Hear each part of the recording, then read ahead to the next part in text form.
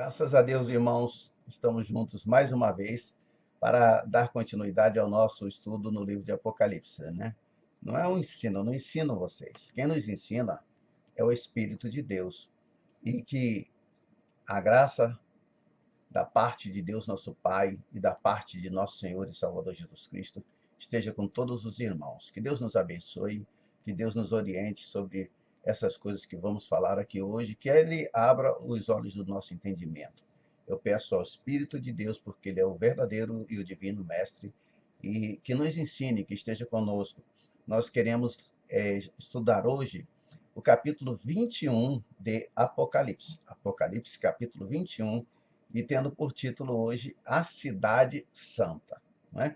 Quando a gente pensa na Cidade Santa, a gente também se lembra automaticamente do novo céu e a nova terra, pois está escrito em Apocalipse, capítulo 21, logo no verso 1. Se você quiser abrir a sua Bíblia para me acompanhar, eu agradeço muito para que possa estar sempre adiante de você, adiante de todos vocês, o poder analisar o que é dito aqui.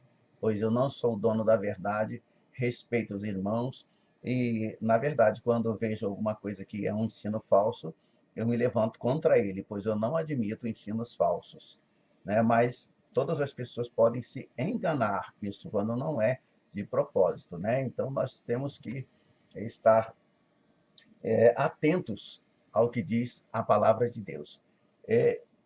Apocalipse 21, verso 1 diz o seguinte: Vi novo céu e nova terra, pois o primeiro céu e a primeira terra passaram, e o mar já não existe.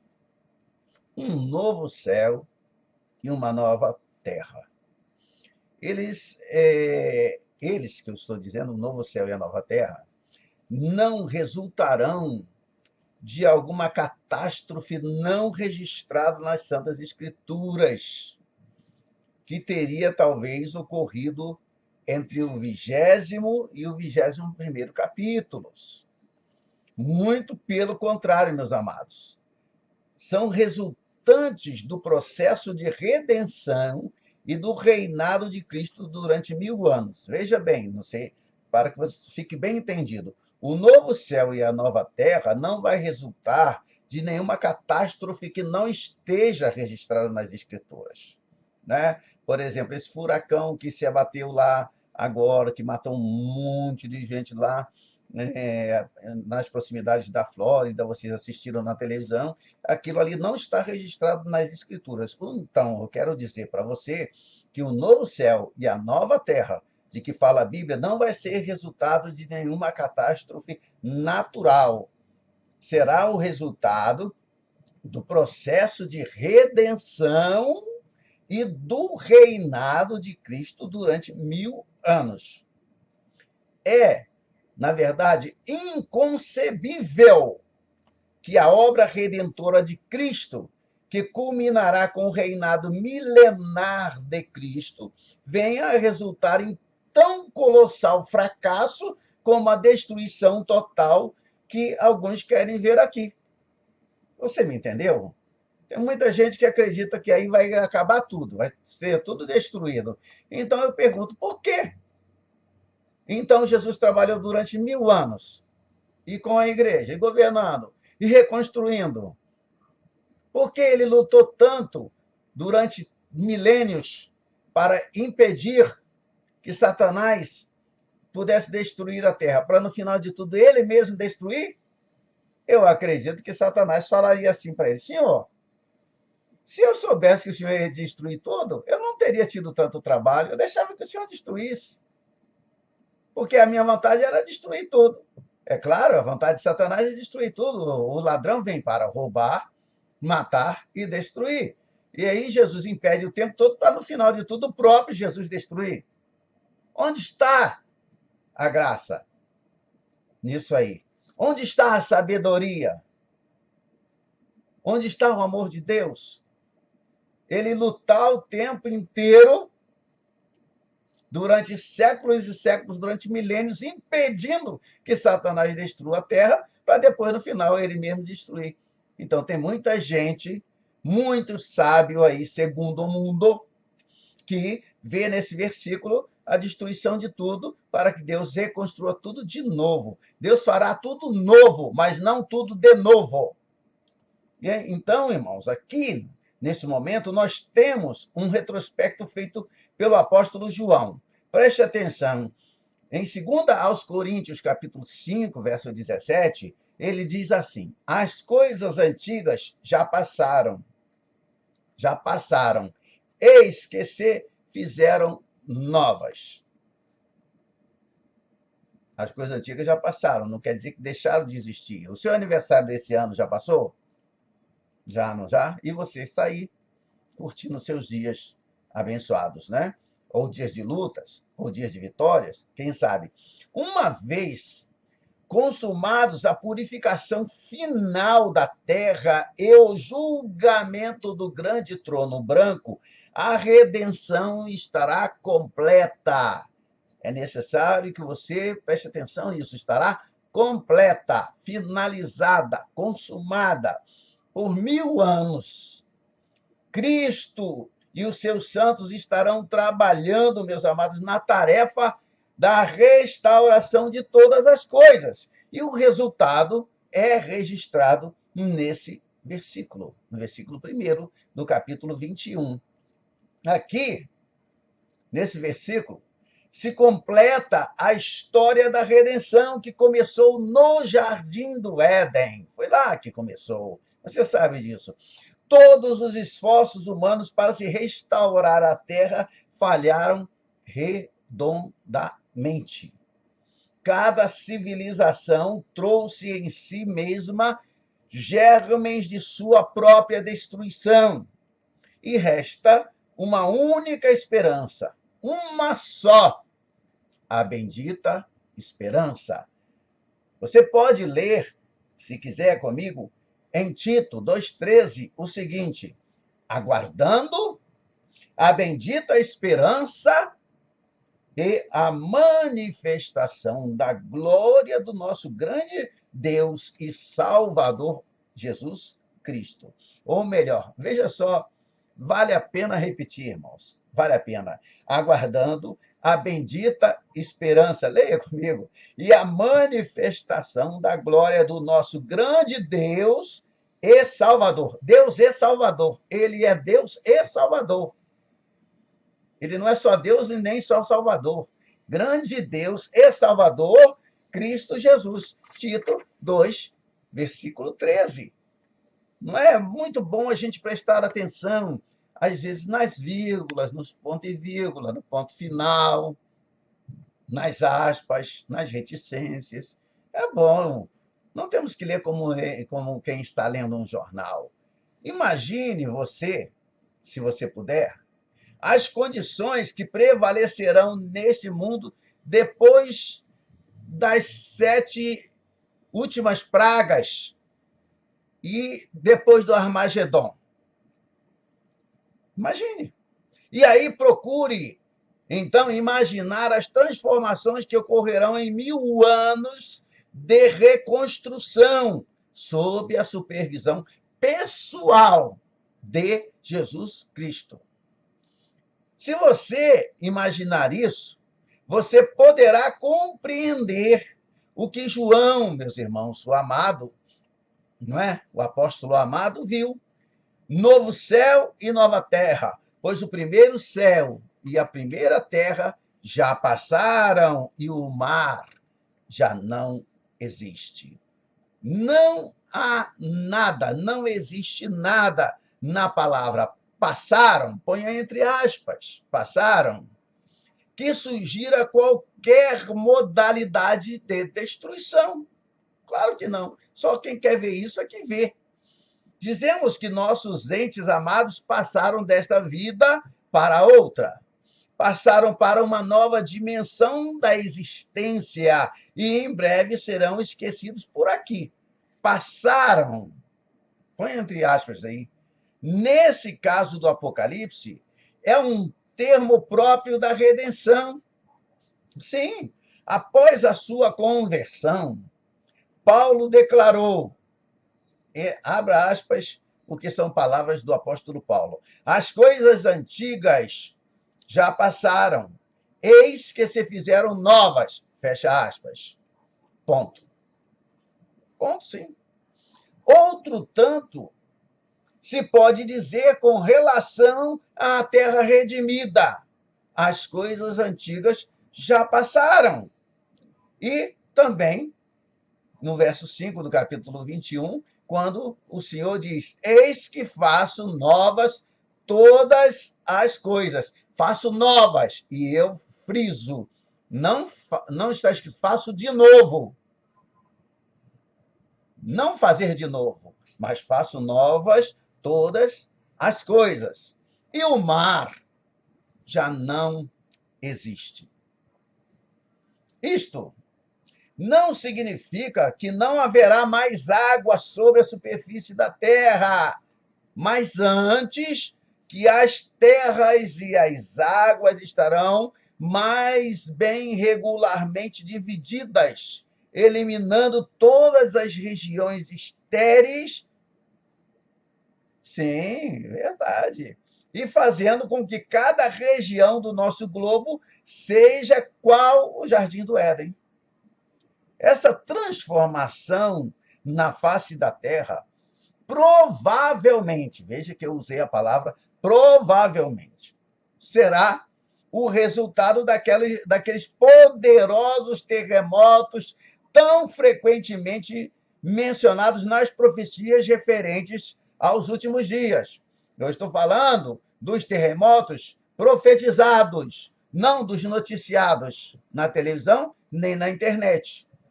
Dos terremotos que não vieram de causas naturais, mas pela vontade de Deus. Uma vez mais, amados, vemos aqui um retrospecto. João estava apresentando o que diria o sumário de tudo. Vira o mundo, ele tem de ver, vira o mundo tal e qual é hoje. Tal e qual é hoje. Ele viu a destruição efetuada durante o dia do Senhor. Não se esqueça que para João isso era futuro. Os terremotos, as estrelas cadentes, o fogo e a saraivada. Vira paredes ruírem por terra e os montes se precipitando no mar, fazendo surgir novos continentes. Aleluia. João viu desaparecer os reservatórios de água. E a regeneração será a restauração, preste atenção na palavra, restauração da terra ao seu estado original. Os céus e a terra, tal como eram antes da queda, são descritos no Gênesis. Sim, no Gênesis. Mas aqueles eram igualmente uma reforma. Opa! Eram uma reforma, posto que a terra já existia muito antes disso. Muito antes do que você lê ali a partir do verso 2 do capítulo 1 de Gênesis, a terra já existia, irmãos. Podemos aprender algo sobre os céus e a terra que foram restaurados, né? Os céus e a terra que foram restaurados, ao considerar o primeiro céu e a primeira terra. Prestem atenção, por gentileza. Se quiserem, leiam comigo Gênesis, capítulo 1, Gênesis, capítulo 1, dos versos 6 ao verso 10. Abra aí enquanto eu bebo um pouquinho d'água.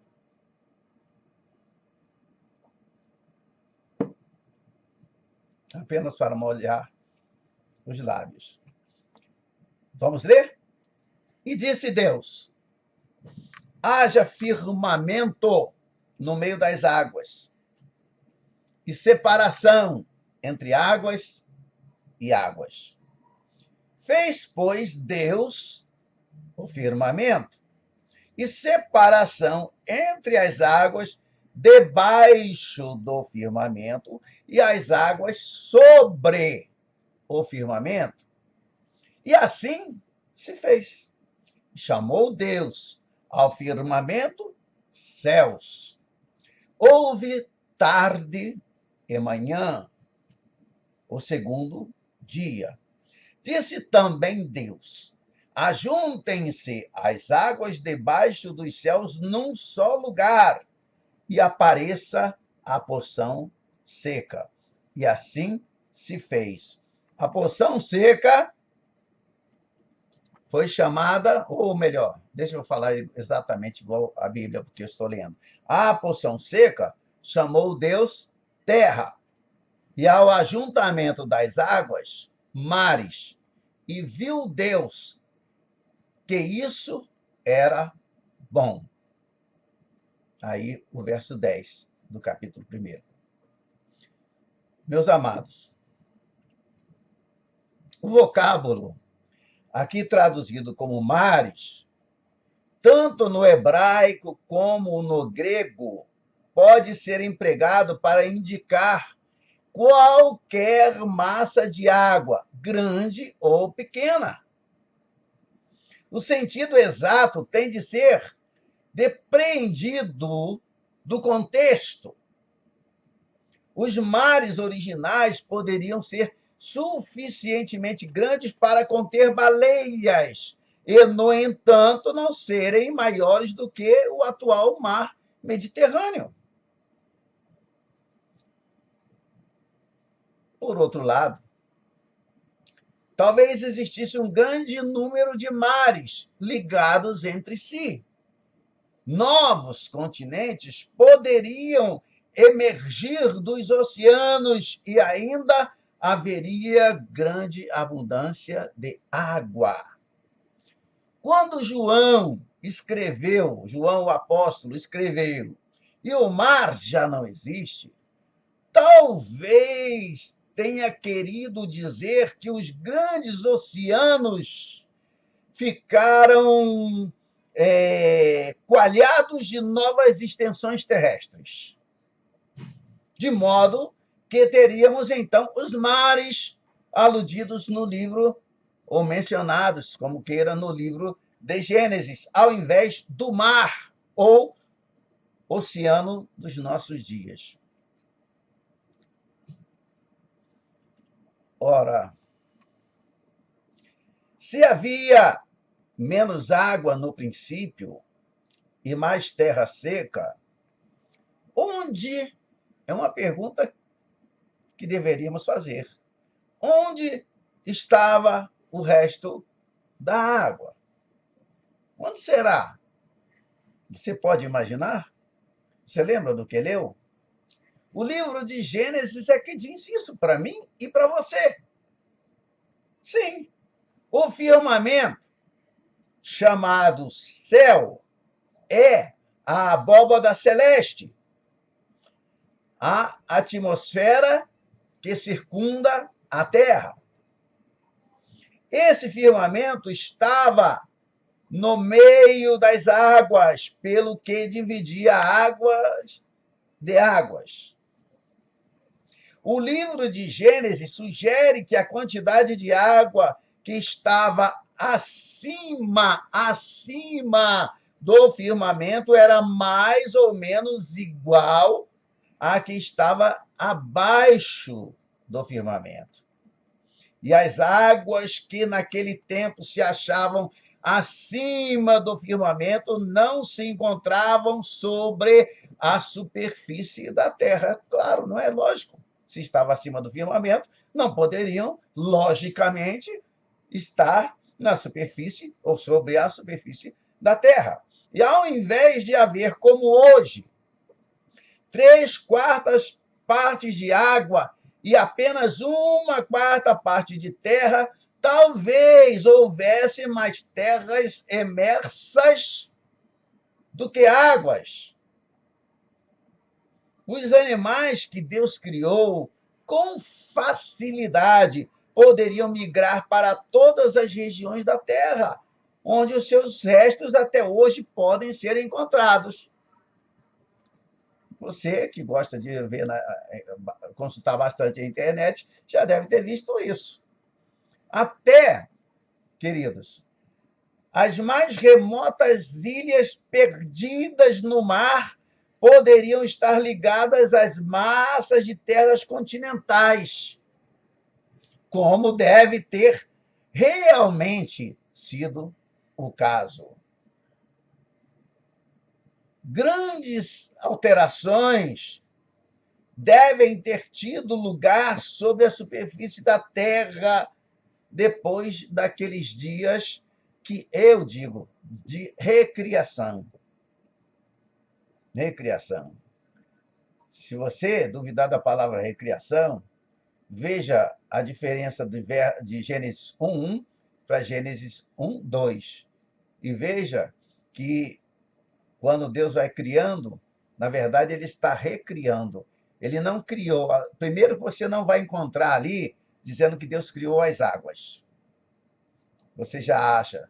No princípio, criou Deus os céus e a terra. Verso 1. E no verso 2, o hebraico bem aceita a seguinte tradução: e a terra tornou-se. Tornou-se. Tá? Não que era, conforme está traduzido em algumas Bíblias. E você vai ver que na hora da terra seca, Deus não diz assim, seja criada, ou faça-se a terra seca no meio das águas. Ele diz, apareça a terra seca, como se ela estivesse submersa. Então ela vem aparecer, ela já tinha sido criada. Quando? Há quanto tempo? Você já deve ter meditado sobre isso muitas e muitas vezes.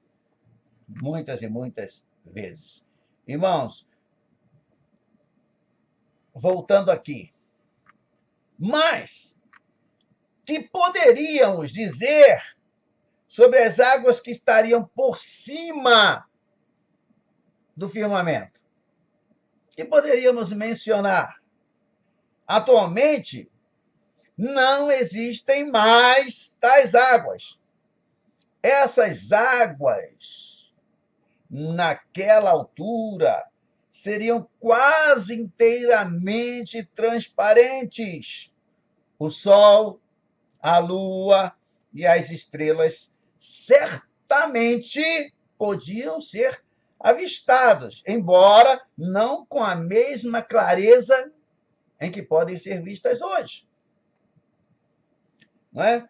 Eu me lembro, não me fale aqui agora o nome dele, mas houve um cientista, um dos primeiros cientistas a apresentar essa teoria da camada de água ao redor da Terra. E ele pensava que essa água estaria acumulada mais ou menos na forma de anel, não é? Como os anéis que circundam o planeta Saturno, embora mais largos. Embora esses anéis de água aqui seriam mais largos. E tais anéis, pensava ele, eu não estava lá, e nem sou cientista. Tais anéis, pensava ele, seriam largos bastante para coar os raios cósmicos, mas não suficientemente largos para ocultar o firmamento inteiro. Entretanto, meus amados, essa teoria de anel de água não é necessária para se apoiar o livro de Gênesis. Sob certas formas, a água é perfeitamente transparente, como também certas modalidades de vapor. A própria água pura, a certa distância, é perfeitamente transparente. Os irmãos que gostam de ler, não sei se os irmãos vão encontrar ainda, faz uma menção sobre isso, é bom, né, para a gente aprender cada vez mais. Dê uma olhadinha no livro O Plano Divino através dos Séculos, na página 30. Ou então você também pode ver aí se acha o livro Deus, a Bíblia e o Universo, na página 64. Esses livros foram lançados pela CPAD, tá? Eu não me lembro, acho que se o autor foi ou não foi o pastor Abraão de Almeida. Faz muito tempo que eu não vejo, ele foi para os Estados Unidos faz bastante tempo, está por lá ainda hoje, se ainda estiver vivo, mas os livros dele ainda continuam sendo editados pela Casa Publicadora das Assembleias de Deus. Mas apenas a questão de você se informar mais e guardar mais um pouquinho de conhecimento. Não é verdade? Muito bom se você puder consultar. Mas a vida sobre a superfície da Terra seria inteiramente diferente nessa época que eu estou me referindo. Hoje em dia, a vida seria impossível não fosse certa camada de gases estranhos que impedem a passagem de certos raios letais vindo do Sol. Eu vejo muita gente espantada, às vezes, pegando coisas da internet e até vem, às vezes, em grupos evangélicos, eles colocam lá, haverá explosões no Sol essa noite, cuidado, desliguem celulares, desliguem televisão, desliguem isso. Irmãos, essas explosões solares existem há milhões e milhões e milhões de anos. Isso é praticamente todo dia. E nós convivemos com elas há muito tempo. Isso não é novidade alguma. É porque estão tendo conhecimento agora, eles fazem um alarde tremendo. Mas, irmãos, Deus criou a Terra para sempre. Ela sempre existirá. Sempre. E eu digo para vocês que Deus fez com que certos raios, certos gases, que eu não seria capaz de mencioná-los, né? Filtrem alguns raios solares que nos seriam letais. A água certamente escoaria outros raios, quem dera aqueles que permitem a decadência, né? Talvez, fica melhor do que quem dera. Talvez aqueles que permitem a decadência e a fermentação. Por esse motivo, é que a existência do homem era muito mais longo. Esse é um dos motivos, não é? E o outro era porque é o principal que eu acho, né, que no meu entendimento, porque o homem se alimentava da árvore da vida. Ah, sim, pastor, foi só Adão. Sim, mas você pode ver, acompanhe lá em Gênesis que você vai ver. De Adão vem o filho de Adão, que vive um pouco menos do que ele, vem outro que vive um pouco menos. Quanto mais longe da árvore da vida, o efeito do fruto ia diminuindo e a longevidade do homem também. Mas, por causa desse filtro que Deus colocou em volta da terra, a vida era muito mais longa. Os alimentos não se estragavam tão facilmente, não é? E a temperatura provavelmente seria muito mais constante e a luz mais suave, porque seria como um toldo de água que provavelmente exercia o efeito de condicionador do ar, tornando a Terra um verdadeiro paraíso. Essa parece ter sido a condição que prevaleceu entre o tempo do Jardim do Éden e o dilúvio.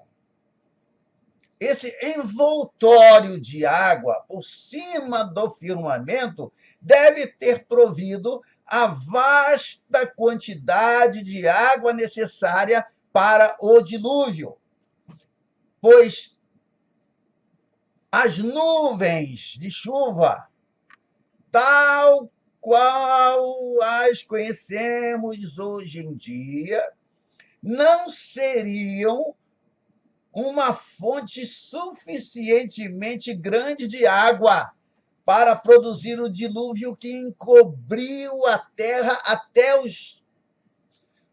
aos topos das mais altas montanhas e as ultrapassou. Você não encontraria água suficiente nas nuvens. E as nuvens são formadas pela evaporação da água. Você sabe disso, não é? Pelo que também a quantidade total permanece constante. Sim, a água daqui embaixo é evaporada, ela sobe, condensada, e cai sob forma de chuva de novo. Ela vai e volta, vai e volta. A mesma água. Já pensou nisso? Deus nos deu cabeça não apenas para separar as orelhas, não é verdade? Pense nisso.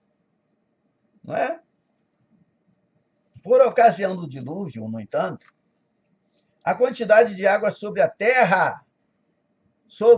terra aumentou subitamente. Essa porção extra de água parece ter provindo de duas origens diversas, duas origens diferentes. Gênesis 7, verso 11 diz o seguinte: no ano 600 da vida de Noé,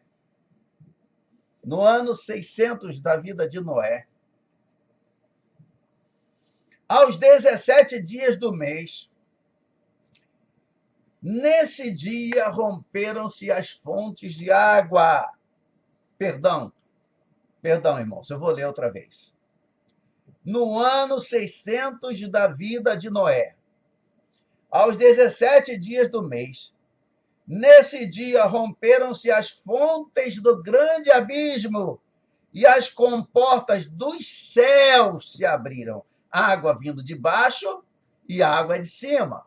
Eu, às vezes, costumo brincar dizendo assim, chovia por baixo e chovia por cima, porque está escrito em Gênesis 7, verso 11, que romperam-se as fontes do grande abismo, embaixo, e as comportas dos céus, porque só das nuvens não dava. Irmãos, acredito ser o grande abismo o reservatório de água que envolvia a terra a grande altura. Nesse caso, o romper-se todas as fontes do grande abismo e o abrir-se as comportas do céu seriam a mesma coisa. Mas a água pode ter vindo de duas direções. É isso que eu quero tentar explicar para você. Pode ter vindo de duas direções. Né? Subindo da terra e descendo dos céus. Ah, pastor, água embaixo da terra? Irmãos, a água até no interior da terra. Você não tem poço artesiano? Eu tenho. No lugar onde moro é difícil a água. Então fizemos um poço artesiano e pegamos a água lá 20 metros debaixo do solo. Por quê? De um rio subterrâneo. Deus faz muito mais coisas do que a gente consegue imaginar. Muito mais do que a gente pode pensar, sequer pensar. Então, meus amados, a água que saiu da terra pode ter voltado ao subsolo após o dilúvio. A água que saiu da terra. Preste atenção no que eu estou falando. E a água que desceu dos céus não retornou à sua posição, porque você não vê ela hoje em volta do planeta. Vê? Não vê. Então, onde estaria essa água? Onde eu encontraria essa água? Irmãos, eu posso te dizer que esse excesso de água, essa água que estava fora, ela se acumulou nos polos. E a Terra, com essa água nos polos, você vê ela hoje, onde ela está? Congelada. Tanta água permaneceu aqui que grandes extensões de terra nunca mais apareceram. E não apareceram por quê? Porque estão debaixo da água. E assim continuarão enquanto esse excesso de água permanecer sobre a terra. Talvez tenha havido, você disse, pastor, por que o senhor fala talvez? Porque eu não estava lá, irmão. Eu não filmei, eu não fotografei. Eu não tinha nem um celular para filmar isso. Não. Talvez tenha havido um gigantesco maremoto, quando essa água do dilúvio se precipitou para as regiões polares da Terra. E certamente teria varrido o globo inteiro se não houvesse sido subitamente detida em sua marcha ao ser transformada em gelo. Eu me repeti? Sim, para dar ênfase e você poder guardar melhor. Se, portanto, os polos subitamente se gelaram, e se esse gelo provocou a inclinação do globo sobre o seu eixo, todo mundo que estuda geografia sabe dessa inclinação, então a Terra deve ter se inclinado repentinamente. E isso poderia ter sido provocado exatamente pelo avanço das águas para os polos. E, de fato, deve ter sido isso exatamente o que ocorreu, já que os animais que ali se encontram estão sepultados no gelo. Quando o globo subitamente se inclinou sobre o seu eixo, a Terra repentinamente ficou às escuras nas regiões dos polos, e assim continuou por 6 meses a cada ano desde então. Tudo isso é expresso pelo nosso conhecido Jó, e ele fala com muita eloquência,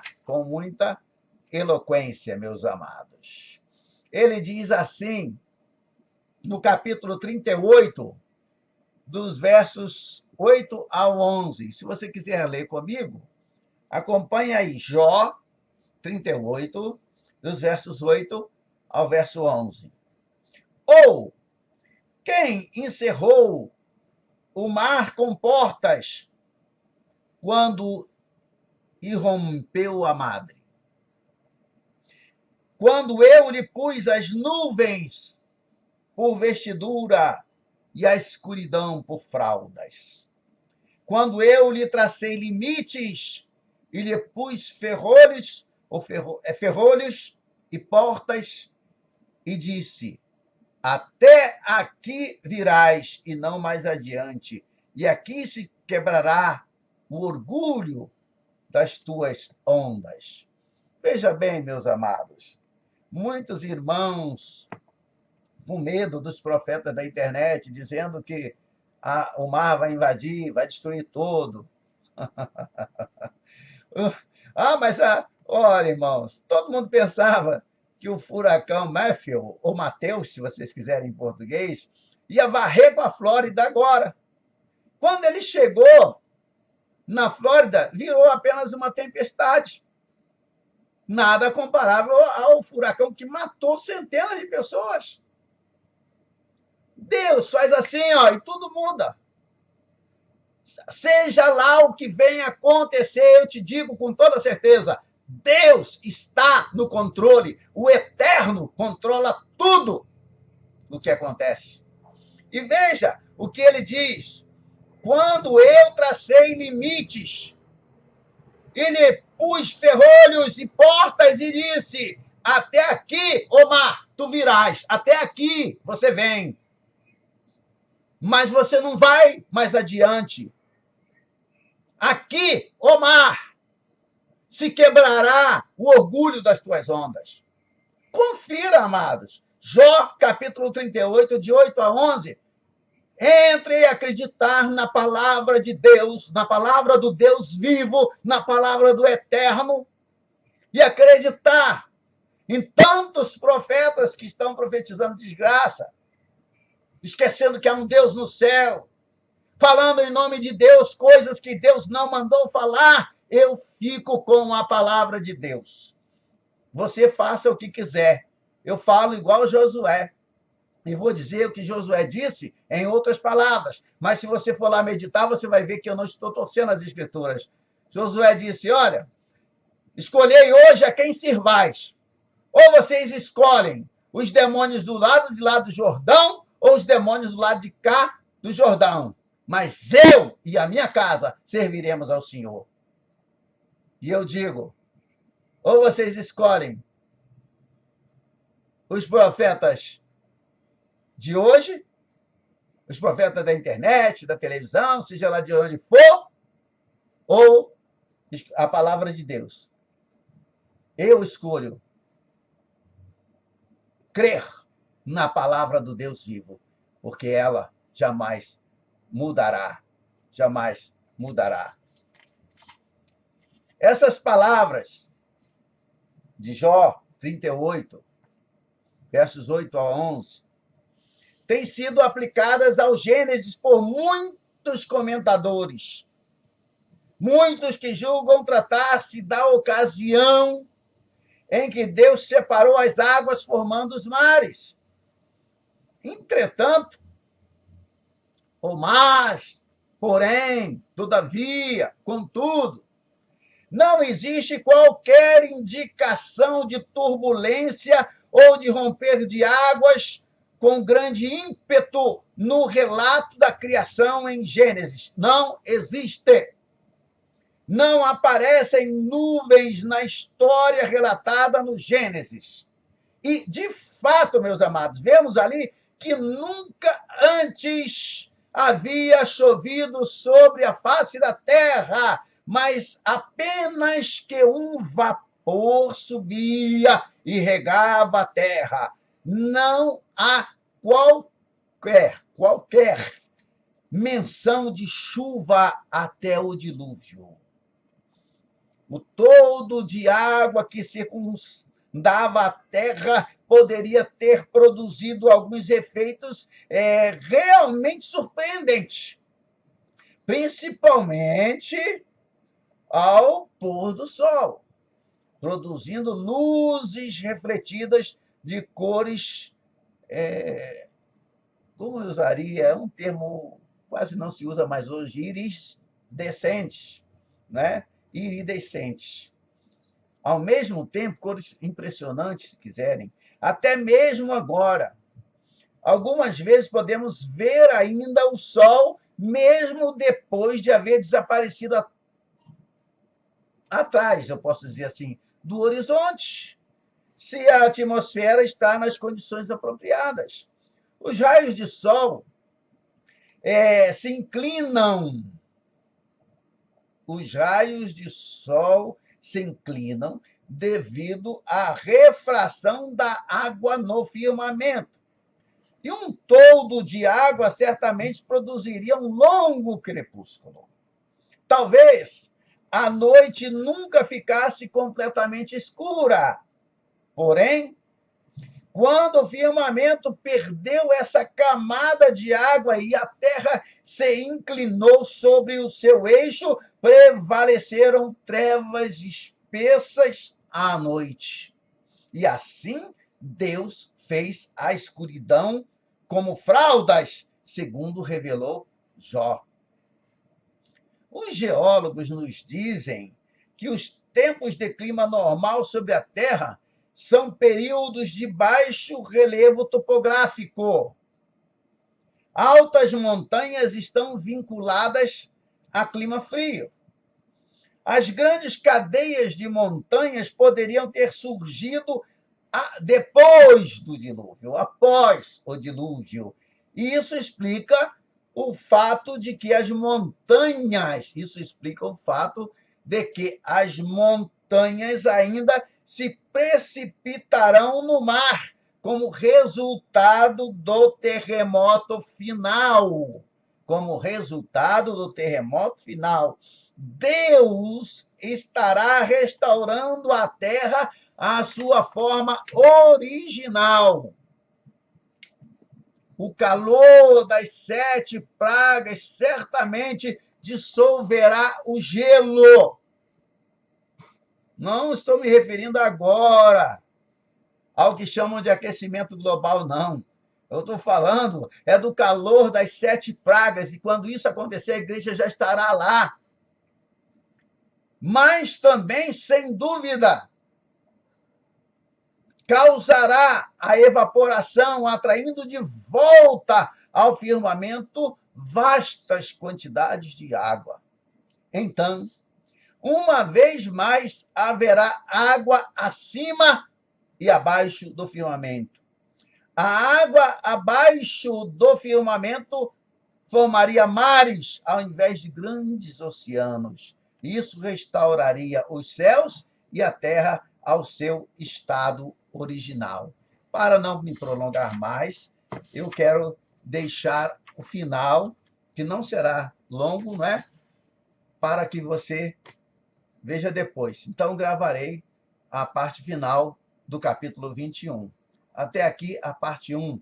E eu peço a você que ore pelo pastor Aragão, para que Deus abençoe essas palavras, para que Deus abra o entendimento dos irmãos, para que eles possam compreender a grandiosidade da obra de Deus, para que possam compreender quão grande é o Senhor nosso Deus.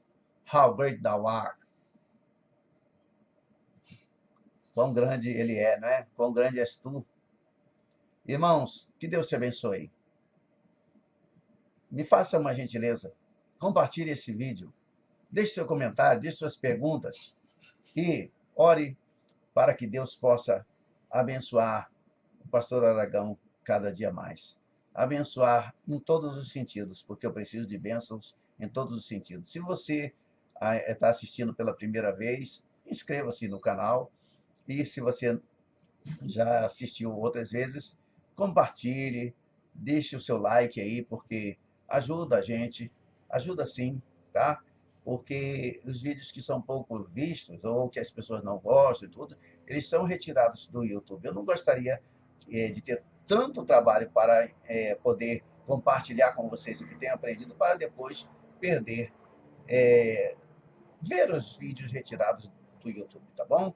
Então me ajude, que Deus te abençoe em nome de Jesus. Que a graça de nosso Senhor e Salvador Jesus Cristo, que o grande amor de Deus, nosso bendito Pai, e que a comunhão do Espírito Santo, Consolador e Santificador nosso, seja com todos vós e com todos aqueles que em qualquer lugar aguardam a vinda do Senhor Jesus. Que Deus os abençoe em nome de Jesus. Amém? Amém. Fique com ele.